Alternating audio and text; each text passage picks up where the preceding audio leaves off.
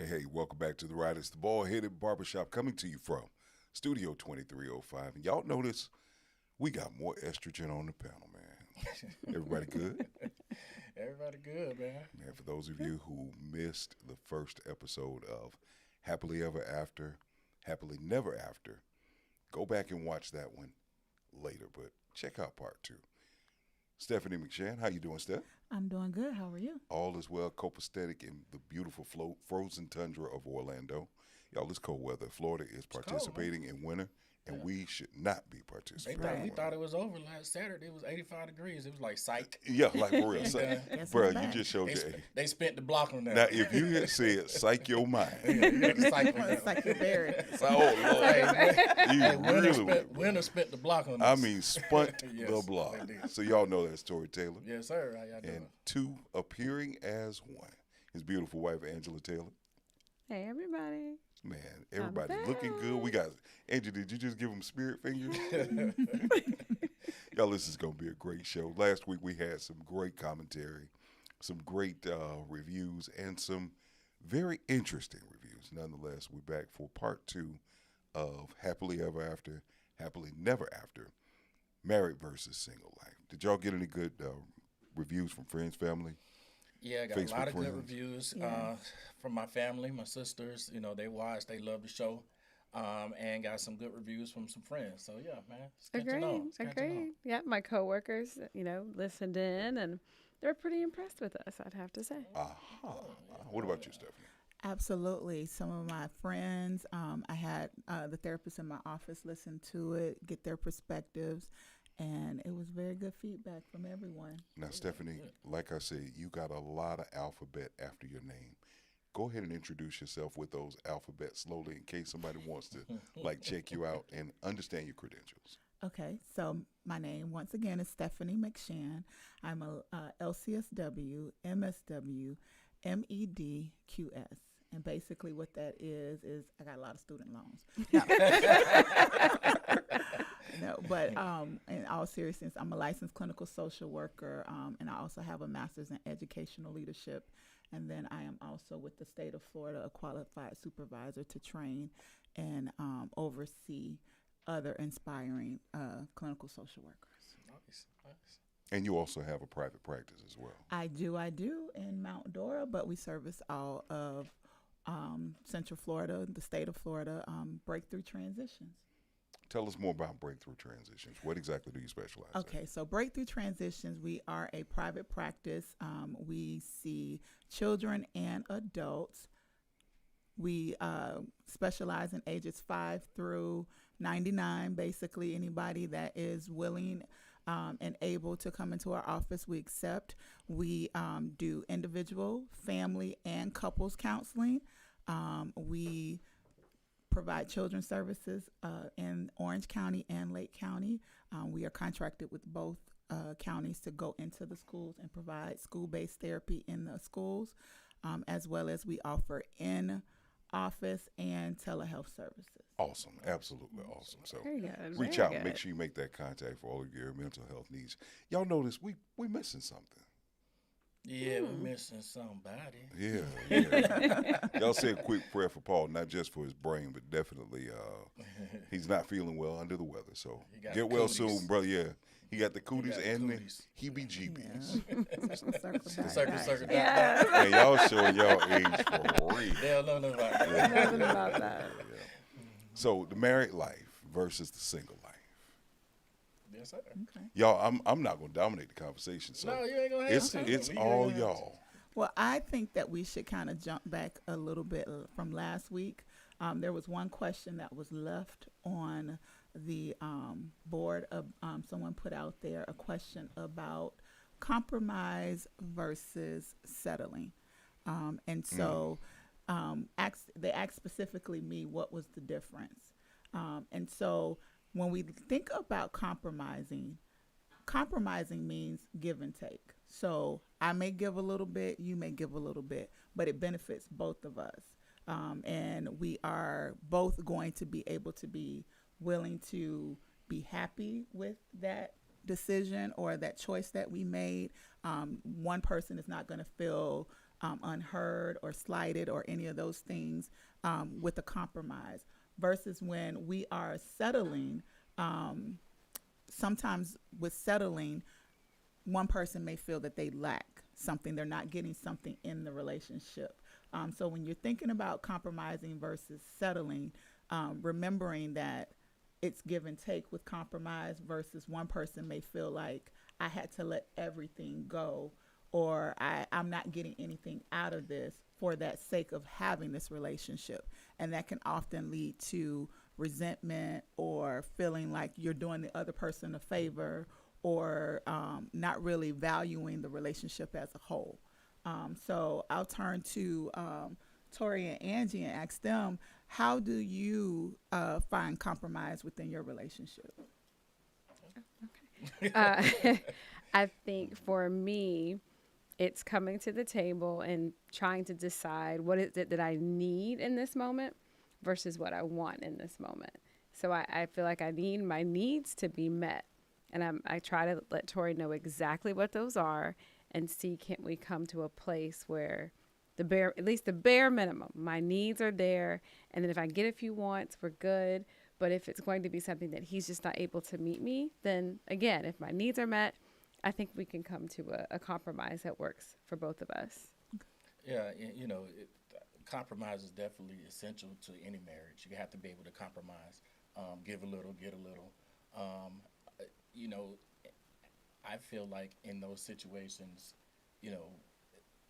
in order to, I think you have to have the marriage, the best interest of what's best for the marriage at heart. If you don't have that at heart when you're making a decision, you can make a selfish decision, and it's probably going to impact your partner negatively. Stop. That sounds so cute, but it comes a time after 20 years. It's been like, look, I'm not doing this no more. You're not doing this no more. We're not breaking up. I'm not sleeping in another room. What do you do? I think we're totally there, though. Like, Yeah. there are things that we talk about, discuss, argue about that would send us in a tailspin, a spiral 5 years ago. But now it's like, okay, all right, I've said my piece. Yeah, you got it. Or more often than he used to, I got it. So I think we've made some progress. It only took her 20 years to train you. You know what I'm saying? 19 and a half, but we were Tori. No. I mean, but she's right, though. 5 years ago, we'd probably be knocked down, drag out fighting. Not physically. Yeah, not verbally. Physically. Yeah, verbally, because I don't put my hands We don't on lay her. hands. Tori, do you remember how I told you the best way to make her fall in love with you was? We're not doing that. If y'all want to know, drop the comment. Anybody who wants to know, drop the comment, and I'll make sure. He'll tell you, but don't take that advice. Yeah. But we've come to a place now where we can, actually talk about things, and we can come to some sort of agreement. And I think that has helped us, tremendously in our marriage. Yeah. Okay. So Sterling, Yes, ma'am. In the dating world, what does compromise look like? Do what I say do. When you say do it. Wait. Stephanie just cut me in half with her eyes.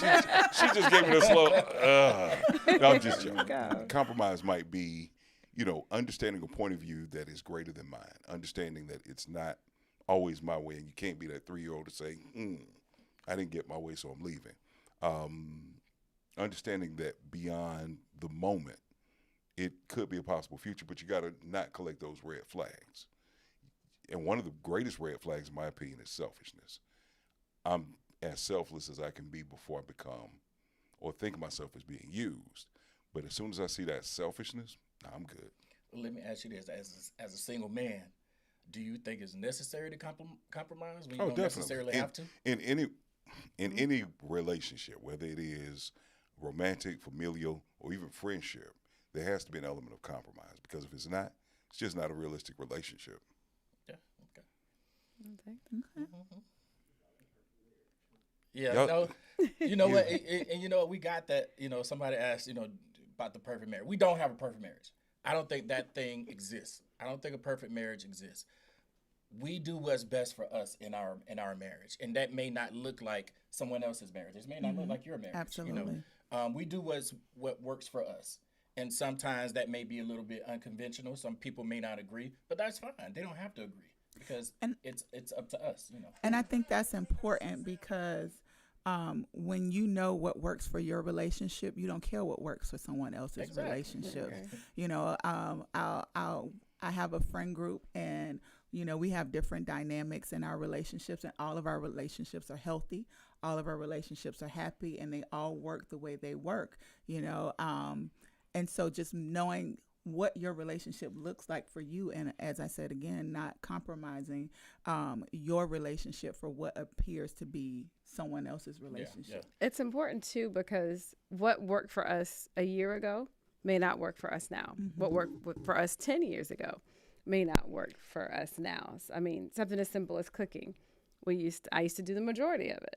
And about a year ago, I came home and I'm like, yeah, I'm not doing that anymore. Done. Like I work too many hours. I'm stressed out. Our kids are old enough. Y'all figure it out. Now that didn't go over well at first, but we've come to an understanding that it's just, that's where we are now. Yeah. So I cook. So I cook more. A whole lot more. That's what that came down to. And, you know, and I don't have a problem with that. You know, I have the time, and I like to cook. I enjoy cooking, so I don't have a problem with that. You know, that's that compromise part. You know what I'm saying? So, you know, that's something that works for Now, us. admit there was some pushback. Like, let's not make this a I Cinderella story. I didn't say that. I did not say that. Let me put words. So guys, we got a couple. I didn't say that there. We had a conversation. I'm like, what? You just ain't cooking no more? Like, you just don't give it up? That's what we doing? Yeah, she literally just came home one day and be like, I ain't cooking no more. I'm just like, okay. Got a couple of points. Derma Joy CBD 8031. My mindset is we is greater than me. I agree. I agree. I see It has to that be. somebody say don't listen to Sterling, and I agree. When it comes to relationship advice, don't listen to Sterling if you like your partner. Don't. Really?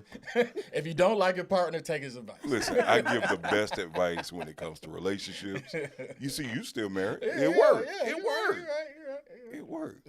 But man, the glue that keeps you, happily never after may not be realistic for everyone. Happily ever after might not be realistic for some folks. For me, being single is comfortable. Yeah. Is it though? Being unmarried is comfortable. You said Is it because well, you're hold used on, to dog. Hold on, dog. I'm just asking a question. I said, is it though? I'm gonna chase the cottontail down the rabbit hole. It is, and when I say that, most of my adult life I've lived alone, Okay. so it's all I know. Okay. So for me to say it's comfortable, that's what it is. Are there any parts that are uncomfortable? I mean, ask a blind man from birth, does he miss his sight? I don't want to hear these analogies. Not tonight. We're I not mean, doing I it. can't realistically answer that. I can't. I mean, it's just my norm. Okay. So, is there any part of boy, your wait. norm? I'm in the chair now. I'm on the couch. I'm on the couch. Get comfortable. Is I'm on there the any couch. part of your norm that you would like to change? No Because one ever. just because it's your norm doesn't necessarily mean that it's comfortable or But that no you one want ever to. wants to change the norm. In my opinion. So everything about being single, from coming home, nobody's there, you know, having something happens and you call immediately and you know y'all going to celebrate, vacations, all those, you're perfectly fine with not having a dedicated someone to share those moments with. That's what you're saying? Hey, y'all, make sure to click like and subscribe on YouTube. Make sure to share some of the good energy, the good feels This here is on the good Baldheaded energy. Barbershop. It's great energy, Yeah. awesome energy, man. I feel the love. It's just spreading all through the air. Okay, Derma Joy says, I think compromising while single is tougher because you don't have the trust factor that the other person is going to do right. That is a very good point. But I think That is a great point.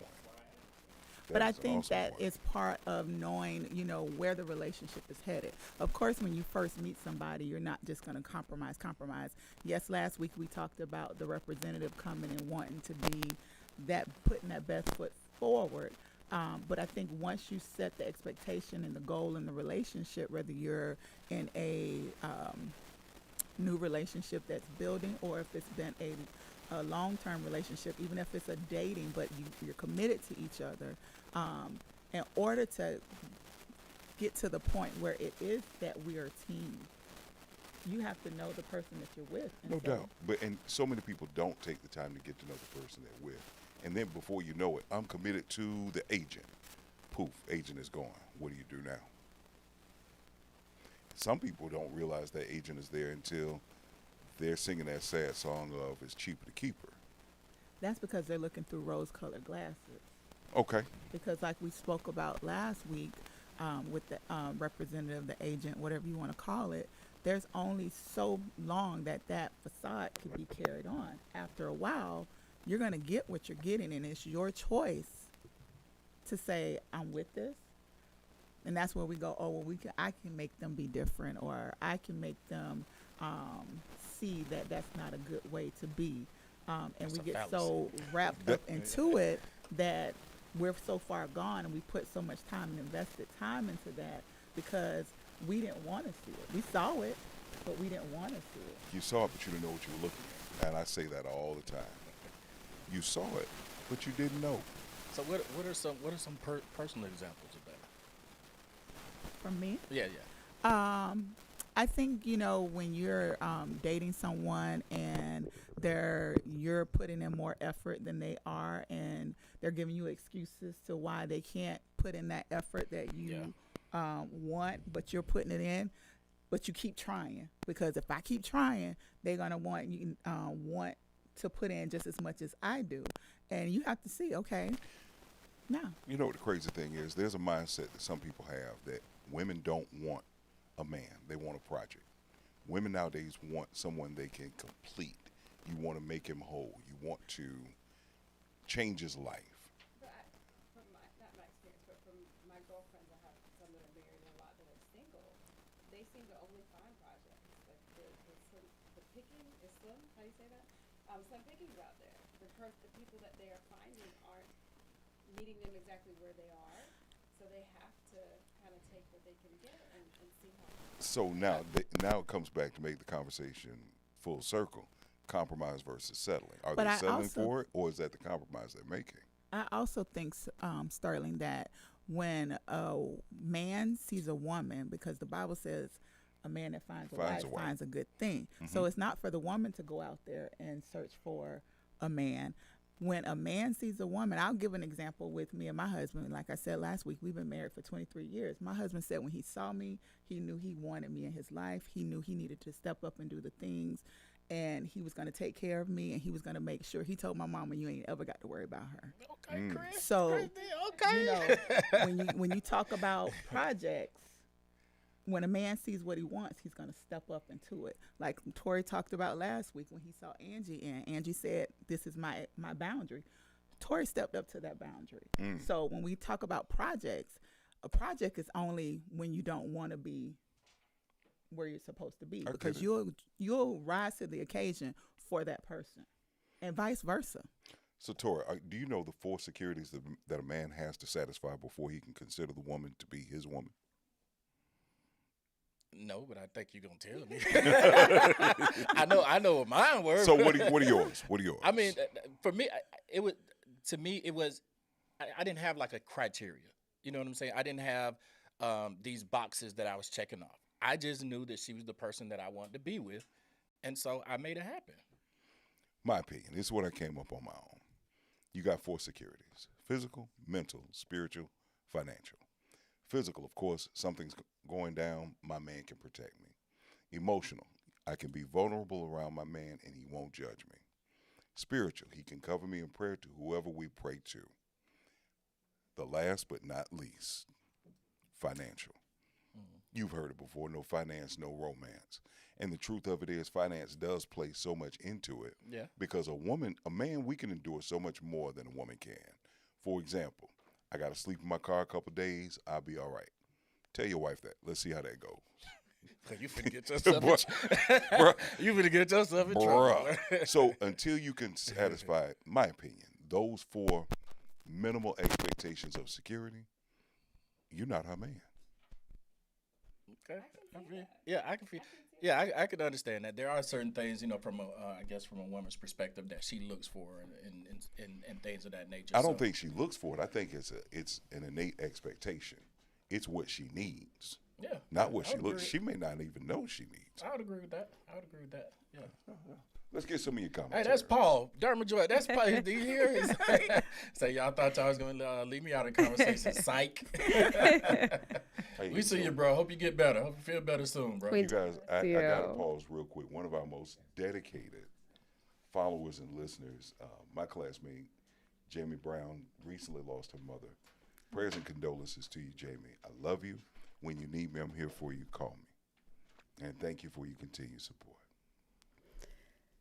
So I gotta bring up something Uh-oh. I thought about as we were talking last week and through the week. I think one of the things with the happily ever after, the happily never after, one thing I would advise is not to rush into the dream, right? You may have the man and you may have what it takes. You got enough money, right? You got a place to stay. But I think in my naivety back then, I rushed to the finish line. When I remember y'all told me I made the declaration, I'm not coming up here until I get a ring. It should have been, I'm not coming up here until we're on the same page. We've learned how to walk this thing out. I don't think it would have been a bad thing if we took a little bit more time, right? I think that's something that women tend to perhaps rush into because you have enough. You'll say, I have enough to make this happen. And that's I don't a mistake. I kind of want to disagree there because I don't think. To me, it sounds like you're saying, maybe you wasn't, you weren't, 100% ready. We could have used some more time to, But I think those are things that you can do once you're married, and that's what we did. We did, but do you think that perhaps every relationship has bumps in the road, Right, right? no doubt. Absolutely. Right. But could those bumps been a little less bumpy if we only knew each other for less than 2 years when we got married, Yeah, right? yeah. And there were some on and some offs. Yeah. So if perhaps there was a little bit more on, could we have avoided some of the typical pitfalls? I You mean, don't think so? Perhaps, potentially, who knows? But I think I don't think it takes. I don't think there's this certain time limit or you have to meet certain criterias in order to know that this is your person and you want to spend the rest of your life with them. So I think that those bumps in the road, they probably were inevitable. No matter how long we dated prior to that. But the thing for me is that we were able to navigate those things and eventually get over them. Agreed. So, to one of our listeners who pointed out the mic was very low, we got that fixed. Thank you for your feedback. Y'all, we can't hear it. She sounds perfectly good, but definitely if there's an issue with audio, say something. I guarantee we'll get it corrected. Shout out to First Focus Media for their audio visuals, for making it all happen. And one of our viewers says, this is Paul, I think not all people, men or women, have the same insecurities, needs. Example, a woman with money not looking for financial security. She may not be looking for financial security. However, she may be looking for that in the event something happens, that financial equitability where I can still sustain my lifestyle. So there still is that element of that security that needs to be satisfied. Just my opinion, Paul. I agree. I remember when Tori met me, one of the things, if you know me, I was a daddy's girl. So my father was my best friend, made sure he was like Santa Claus all year round. And so I remember Tori saying something to the effect of, you're a little spoiled. Is that an expectation, right, when we're married or if we continue this on? And I remember saying, I can take care of myself. And I actually downplayed it because I figured if I'm a spoiled brat, he's not going to want to marry me. But regardless of the fact that I was making more than my parents at the time, I did want Tori to be able to take care of us in the event that I didn't want to work or I had children. So money he didn't have to have it necessarily for me to continue, but I wanted him to succeed enough that, again, when I was ready to not be all gas, I want to take my foot off the gas, he was going to be right there. Maintain. Yeah. Yeah, I told her, look, I'm like, you ain't married your dad. So really, did you have that conversation? Oh yeah. Oh, that really happened. Oh, yeah. True We definitely story. had that Absolutely conversation. true story. And that goes back to, I think, expectations. So just like she said, she had that expectation because she saw her parents have that type of marriage. Mm-hmm. So in her mind, that's how things were supposed to go. Where her mom basically, ran the house, and her dad was just kind of like, the provider and did whatever. And I think when we came in, she had the expectation that that's how a marriage is supposed to work. And I was like, Because we model what we see. and I was like, no, ma'am. And you just read my mind. I was going to ask if I could put you on the couch. What is the expectation you had of marriage, what you saw when growing up in your home? Absolutely. Absolutely. My parents were married for 49 years before my father passed. And, it wasn't all roses and butterflies those 49 years, but what it was commitment, and we gonna ride this, and we gonna go through the ebbs and flows, and we're gonna make it work, and we're gonna stay committed to each other. And that's what it is. You not getting out of this. Ain't no breaking up. We ain't no breaking Ain't no up. We breaking together. You is Mine, mine. I got you. I got you. I'm your queen. You my queen. Yeah. But man, tell us more about that whole example of the light. You're from Gainesville. Absolutely. So did you grow up with a silver spoon in your mouth?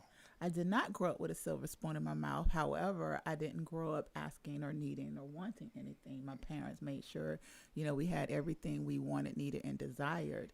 But at the same time, it wasn't we're just going to give it to you. There you go. It was you earned it, you get it. You didn't earn it, you didn't get it. And it instilled, that work ethic. And one of the things that I had to unlearn as an adult when I first got married, when we're talking about financial security, was it was instilled in me: always have your own, always have your own. Don't expect it. Always have your own. And so having to kind of unlearn that as a married woman, my husband wanted me to be taken care of. And, I still had my own. I still worked. And when we talked last week about the ours, mine, and yours, having to understand that we're an hour now. We're not a mine and yours. That goes We're back to our. what Paul said. Yeah. You give up for the I for we. You give the me for us. Yeah. And Let me ask you. I want to.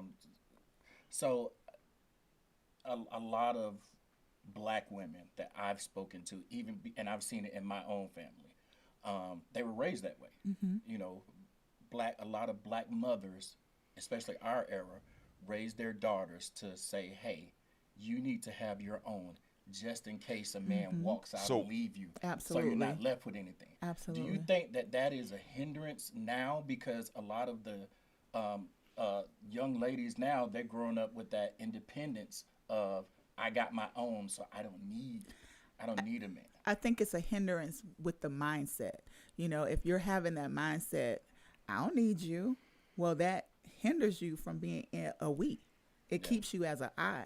And so if you never become a we, the relationship is not going to thrive. It's not going to grow, because what you're doing is putting yourself over here in this silo by yourself, that is always, I got to look out for me. I have to look out for me. And it's not, I'm looking out for we. Right, yeah. Paul, oh, I'm about to call you Paul. Please forgive me. I'm so sorry. It's okay, we miss you, Paul. I'm so sorry. You are definitely not Paul.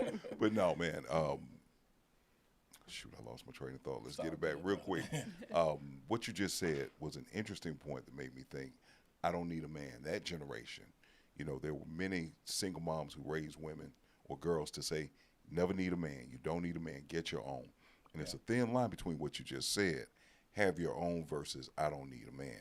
There are a lot of women now who refuse to even want to be a submissive wife, a submissive woman. Tell me about that submissive woman experience you had becoming a wife, Angela.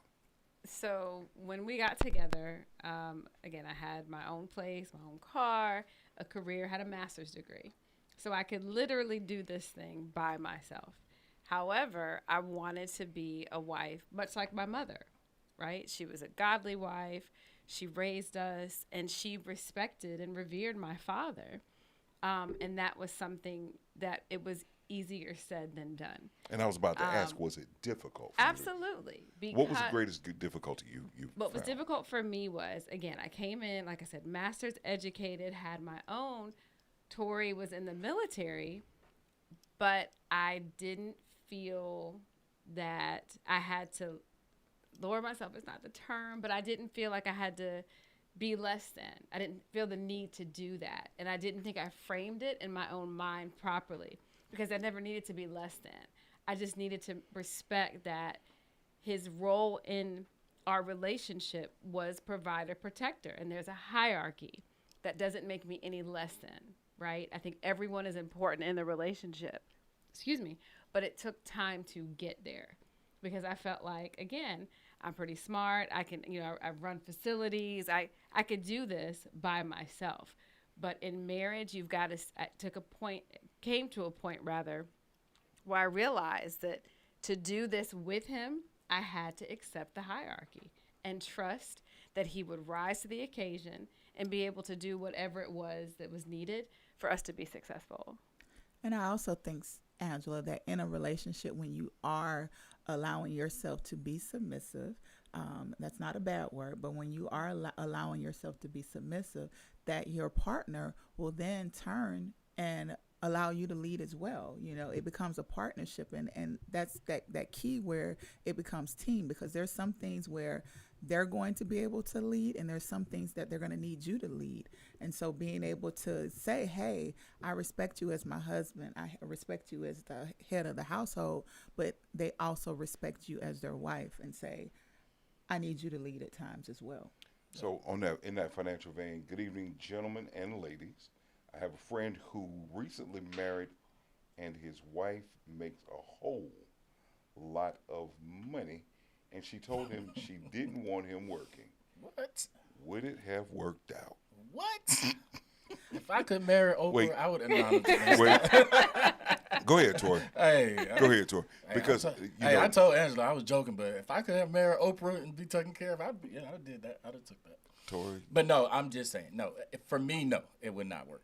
I would not feel comfortable as a man not providing something. You know what I'm saying? If she's making a whole lot of money and I can't make that, at least I'm making something and contributing. Something. Yeah, contributing to the household. I got the cable and the light bill. Financially and otherwise as well. Yeah. I got the cable and the light bill. Yeah, I pay the light bill. And we get premium upgrades. I pay the water bill since you got all that money. If y'all remember, Josh actually presented that question last week. What's up, Josh? Thanks for coming back, brother. He presented that question of, what about when the pastor has more say-so in your house than the husband does? And that's something that we need to dig into. Yeah, these are some interesting questions. Josh. Religion versus spirituality in a marriage. Angela, you got deep roots in the Church of God in Christ. Mm-hmm. Tori, you got roots in the church as well. How important is it, spirituality versus religion, if you decide to go that way? Or if that presented itself as a challenge, could you work through it? It actually is. It actually is. We met in the church. We tell the story. We met at a Kojic convention. That's when we started dating, and our whole existence, was surrounded by church. And so over the last 5 years, I've not gone to church in the last 5 years. And I don't consider myself a Christian. And my wife still is. And so that's something that we are currently working through. We talk about it. We have conversations. That's something that it hasn't ruined our relationship. But it's something that we're still currently working through right now. It goes back to what we said earlier. What worked 5 years ago may not work now. And if you told me 5 years ago, a year and a half ago, that this is where he would come to, I would say that's not going to work, right? We are a Christian household. He's, as the head, he's got to be a devout Christian. We talk about being unequally yoked, right? We learned that from pods in the church, right? But people misquote that too. But go ahead. I'm not trying another to discussion. That's discussion for another day. However, it took some soul searching, and I went to people that I did trust to say, how do I walk through this? Because if I had known we would be here, I don't know if I would have had enough faith to keep going. However, it hasn't broken us because everyone has free will, right? And it hasn't changed fundamentally who Tori is. It hasn't changed his ability to lead our family. It's something that we've a little divergent on, but I feel like we can make it through, even though we don't necessarily see eye to eye, point to point on everything. I think for some households, it would break them completely apart. Yeah. And that's their choice. What works for us doesn't work for everybody else. But I never felt led to say, well, we're done here because you don't accept the tenets of my faith, because that faith is personal to me. I get it. How about you? How about you? How does that work with you and Chris? You know, we're both Christian based. We have had moments where we have disagreed because I grew up in Gainesville as Paul, not Paul. I'm Here calling we him go. Everybody Paul today. The ghost of Paul exists. The ghost of Paul is real. As Sterling mentioned earlier, and I grew up in a Baptist church, but I grew up where I went to church Tuesday, Wednesday, Saturday, Sunday, all day on Sunday.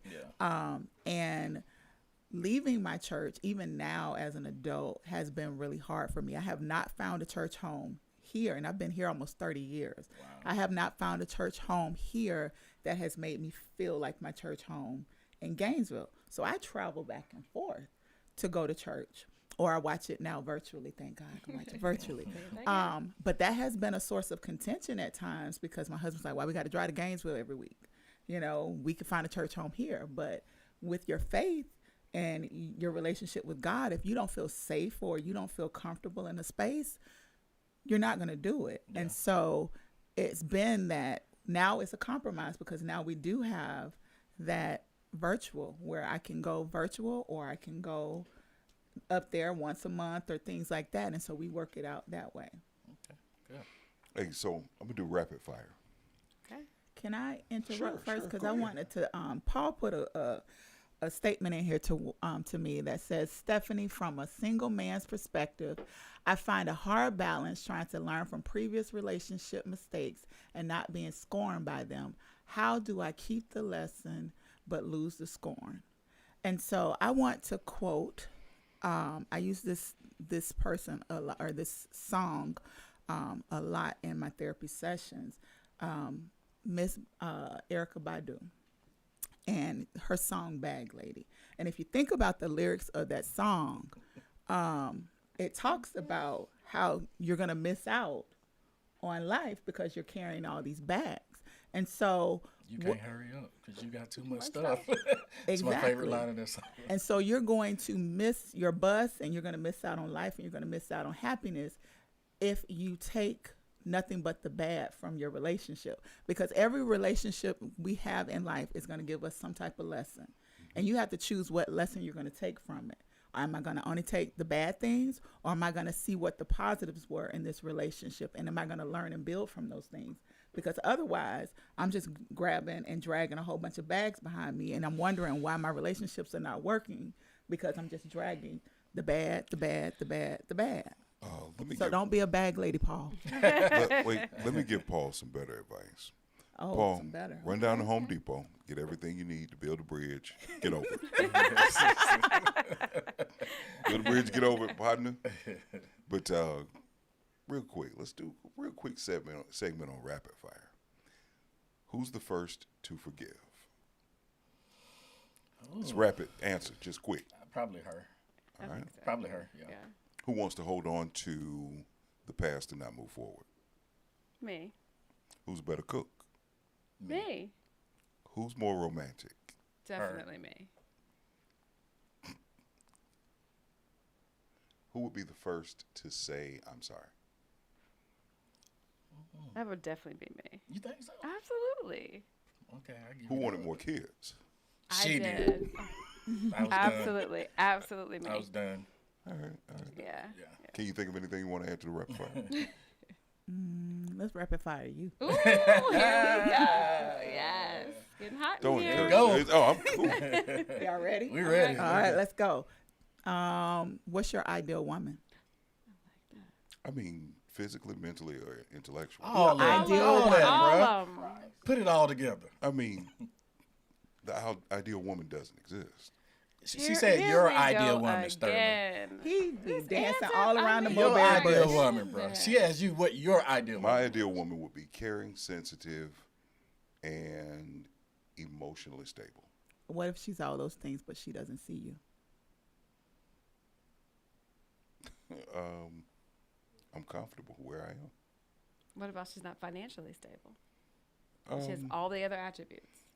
don't match my money, just match my hustle.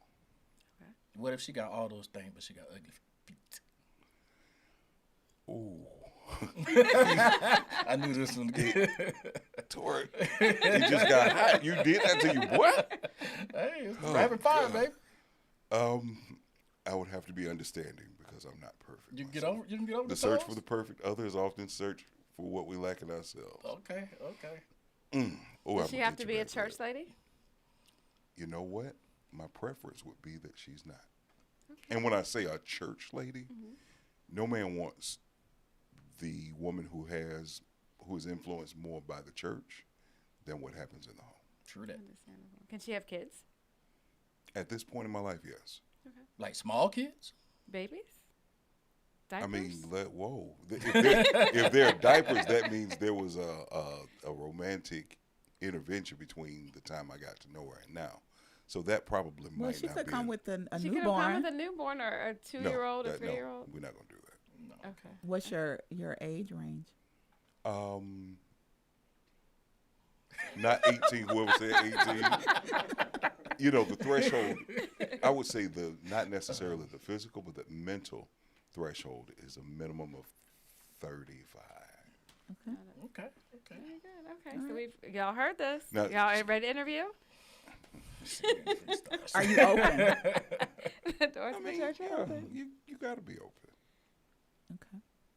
But I mean, neither here nor there. Okay. I have a question. I'm going to take the fire off of you. Communication is one of the biggest things that I see in my office for couples that they struggle with, your communication styles. So I want to ask both single and married, what would you say your communication style is and how does it impact your relationship?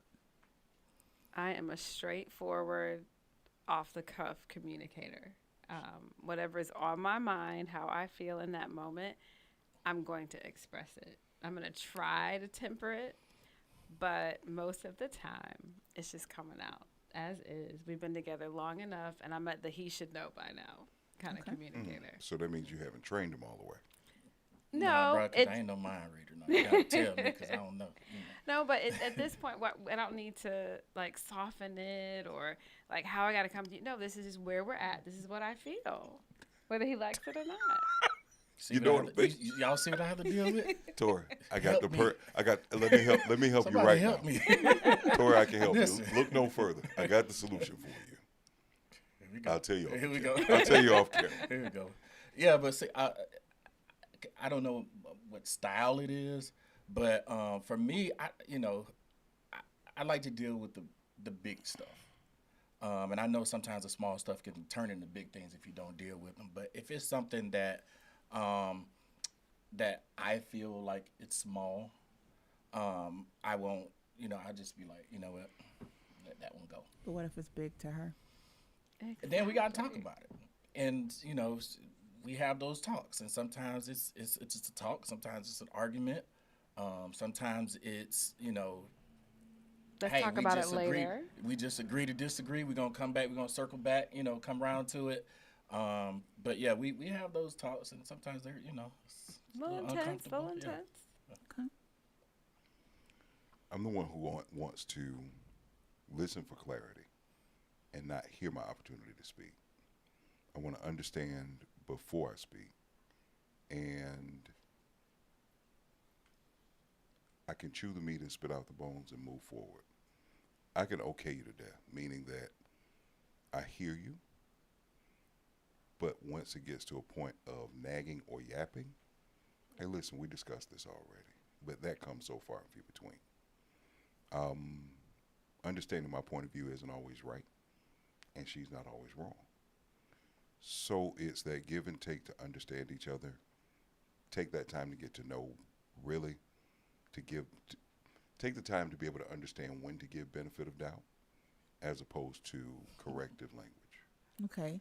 So what I heard you say is I hear you, but Wait, you didn't give them that. Why you giving that? I'm going to go back to them. No, in a second. but you started with the It's your turn, bro. Just take it. Man, I'm not sitting here taking this. So no, what I was going to say is I heard you say I hear you, but we're not going to go back and through this. So my question is, if you hear them, there's a difference between hearing And and listening. listening. And it comes a point once I've listened, once we've discussed, I've given my point of view, you've given yours, this is going to come across all kind of arrogant and wrong. And I know I'm probably wrong in how I'm saying it, but what I'm thinking. Executive producer is like, no, don't say it. It's not going to get us banned, bro, I promise.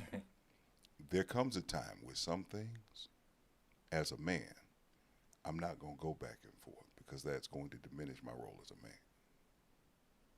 With some things. For example, I want to go on vacation in July. No, July is storm season, and it's not safe for us to go. Yeah, but I think the prices are cheaper and blah, blah, blah, blah, blah. Okay. So we can go in July? No, I said we're not going in July. Just an example. But go ahead. Okay. All right. I'll leave it at that. Yeah, No. You got more questions. We got a comment. I want to address this comment from Josh. He said, I watch a lot of different podcasts that share and spread a lot of damaging advice.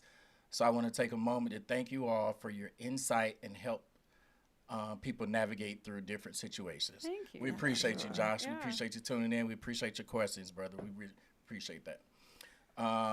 Somebody said, Sterling, is that true? What were y'all talking about? Expound on that. What y'all When we were giving him his rapid fire about what he wanted. Oh, okay. I Okay. do. Right. It was that Paul say 35 too young for him. He is. Paul say 35 too young. How old is Paul?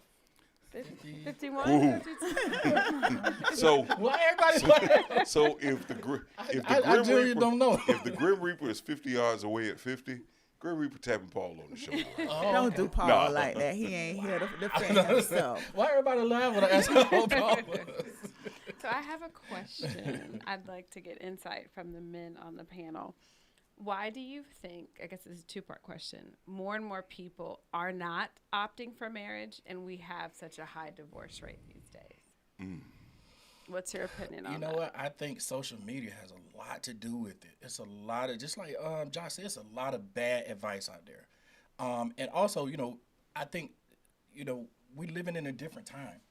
When we got married, when we all got married, we didn't have all this internet stuff. We didn't have social media. We didn't have a lot of that stuff. Sure. So we had to actually talk and communicate and sit, Now people communicate electronically. They don't know how to talk to each other. They don't know how to relate to each other. We even see it in our kids. And so I think a lot of that has to do with people just need to get back out and just start talking to each other again.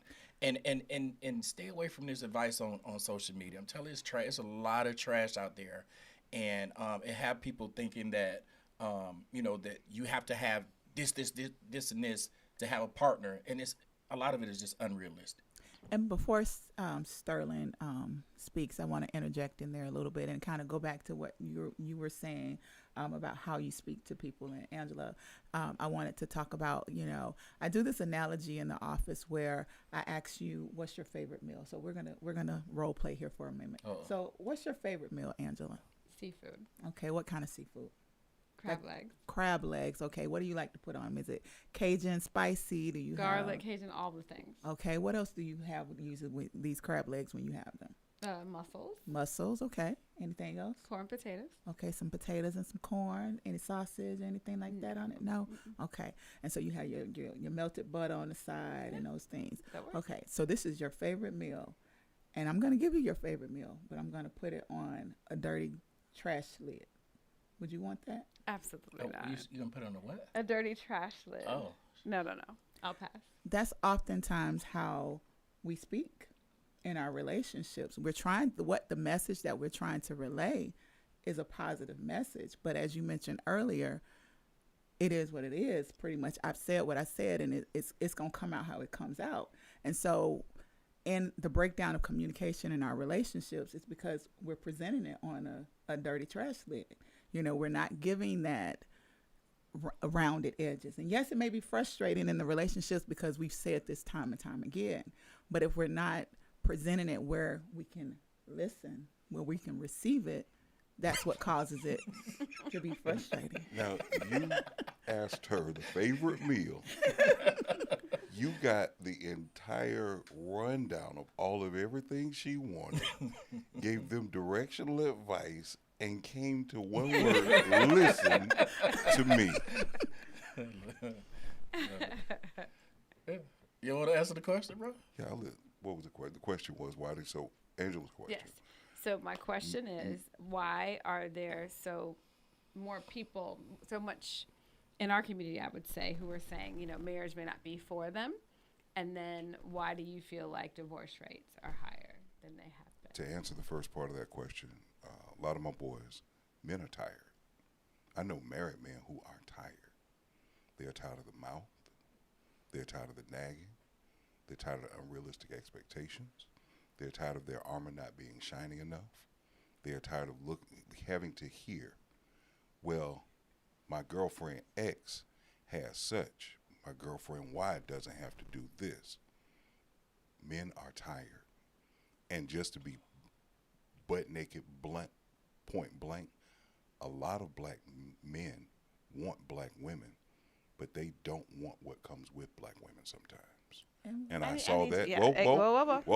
I stirred Here the we go. hornets. I Fix stirred that the statement. hornets. Now understand, I'm not talking to nor about either of you. But what comes along with, I don't want that. Not all black women do I that. didn't say all did. And again, And the ones that do that, that don't necessarily mean that they're that way either. You're at a 10. I need you I'm at not a at 3. a 10. Why? Now I'm need an you. angry black woman. I need you at a 3. And I'm not talking to nor about either of you. Me and what my experiences are as a man. A lot of black men are tired. And That sounds like your picker is wrong, Paul. Paul again?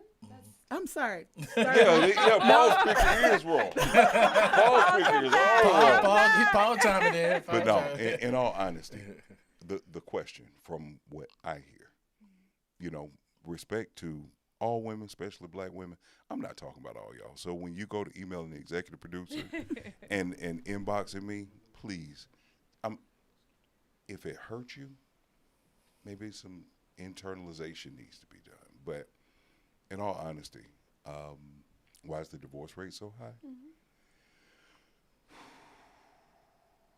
Unforgiveness, unrealistic expectations. I was about to say that. Unrealistic expectations.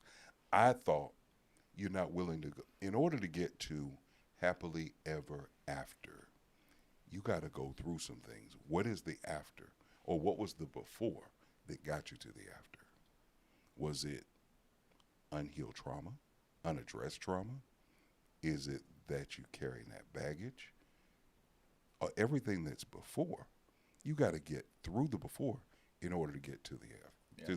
ever after. Yeah, I don't think it's one particular issue. I do think unrealistic expectations is a big one on both sides, men and women. But I do think that